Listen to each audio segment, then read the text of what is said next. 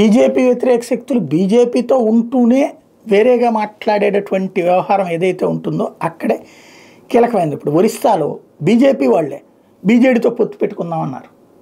ఎందుకని? కొంతమంది ఒక వర్గం బీజేడీకి అసెంబ్లీ సీట్లు ఎక్కువ ఇద్దాం, 2/3 పార్లమెంట్ సీట్లు ఎక్కువ మనం తీసుకుందాం. వీళ్ళు ఆ బీజేడీ భావజాలంతో ఉండేటటువంటి వాళ్ళు. కానీ అధినాయకత్వం అక్కడ ఒంటరి పోటీకే ఓకే చేసింది. ఫైనల్గా అక్కడ బీజేడీని ఓడగొట్టి గెలిచిందిగా, అసెంబ్లీ పార్లమెంట్ 2 కూడా గెలిచిందిగా బీజేపీ. ఫైనల్గా అక్కడ సుస్థిరత్వం సాధ్యమైంది. అట్లాగే ఇప్పుడు తెలంగాణలో ఏం ప్రచారం చేస్తున్నారు?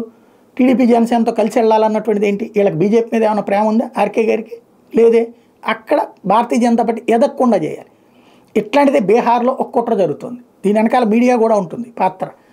ఏమని? ఇదే నితీష్ కుమార్ వచ్చి తేజస్వి యాదవ్తో కలవబోతున్నాడు, బీజేపీకి దెబ్బకొట్టేయబోతున్నాడు అంటే ఓ పక్కన మోడీ ప్రభుత్వం అస్థిరమైపోతుందనే ఇది చెప్పడం, రెండో పక్కన తేజస్వి యాదవ్ ఇటు ఆర్జేడీ బలపడిపోతుందని చెప్పేటటువంటి ప్రయత్నం. ఇక్కడ బేసిక్గా అదే నిన్న తేజస్వి యాదవ్ అబ్బే మేము అసలు ఎవరితో పొత్తు పెట్టుకునే ప్రసక్తి లేదు, నితీష్తో పొత్తు అనేటటువంటి ప్రసక్తి లేదు, అసలు ఎవరు బెక్కి చెప్తున్నారంటూ మీడియాను ప్రశ్నించాల్సి వచ్చింది. అసలు నితీష్ కుమార్ చెప్పాడా, తేజస్వి యాదవ్ చెప్పాడా?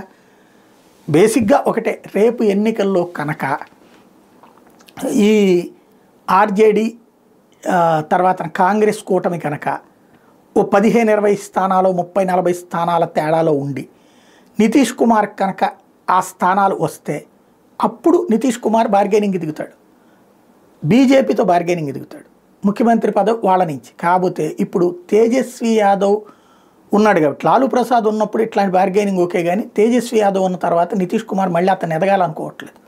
ఎందుకంటే ఇక అతను కనుక ఒకసారి లైన్లోకి వచ్చేస్తే క్రిందటిసారి వాళ్ళతో పొత్తు పెట్టుకున్న పాపాలన్నీనేమో నితీష్ కుమార్ నెత్తిని రుద్దారు, అభివృద్ధి అంతానేమో తేజస్వి యాదవ్ లాలూ ప్రసాద్ సలహాలతో చేసినట్టు ప్రొజెక్ట్ చేసుకొచ్చారు. అదే పరిస్థితి వస్తుంది అన్నది భయం. కాబట్టి నితీష్ కుమారే వెళ్ళట్లేదు. అవకాశం ఉంటే గ్యారంటీ పోతాడు. బీజేపీ కనుక పొమ్మనమనే అనే పరిస్థితుల్లో బీజేపీ లేదు. అదే సందర్భంలో వెళ్ళే పరిస్థితుల్లో నితీష్ కుమార్ లేడు.